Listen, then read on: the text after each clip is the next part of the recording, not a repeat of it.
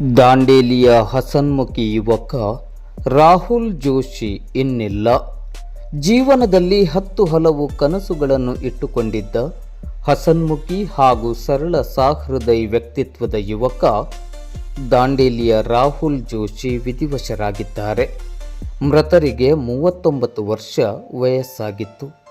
ಮೂಲತಃ ಜೋಯಿಡಾ ತಾಲೂಕಿನ ಪ್ರಧಾನಿ ಗ್ರಾಮದ ನಿವಾಸಿಯಾಗಿದ್ದು, ಕಳೆದ ಹಲವಾರು ವರ್ಷಗಳಿಂದ ದಾಂಡೇಲಿಯ ಬಂಗೂರ್ ನಗರದ ಸ್ಟಾಫ್ ಕ್ವಾರ್ಟರ್ಸ್ ನಿವಾಸಿಯಾಗಿರುವ ರಾಹುಲ್ ಜೋಶಿ ಅವರು ವೆಸ್ಟ್ ಕೋಸ್ಟ್ ಕಾಗದ ಕಾರ್ಖಾನೆಯ ರಾ ಮೆಟೀರಿಯಲ್ ವಿಭಾಗದಲ್ಲಿ ಸೇವೆಯನ್ನು ಸಲ್ಲಿಸುತ್ತಿದ್ದರು.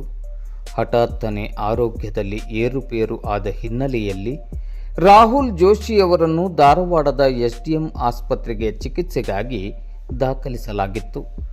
ಆದರೆ ಅಂತಿಮವಾಗಿ ಚಿಕಿತ್ಸೆ ಫಲಕಾರಿಯಾಗದೆ ಇಂದು ಬುಧವಾರ ನಸುಕಿನ ವೇಳೆ ವಿಧಿವಶರಾಗಿದ್ದಾರೆ.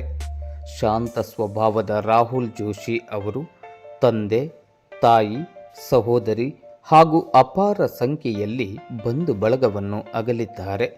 ಮೃತರ ನಿಧನಕ್ಕೆ ನಗರದ ಗಣ್ಯರನೇಕರು ಕಂಬನಿಯನ್ನು ಮಿಡಿದು ಸಂತಾಪವನ್ನು ಸೂಚಿಸಿದ್ದಾರೆ.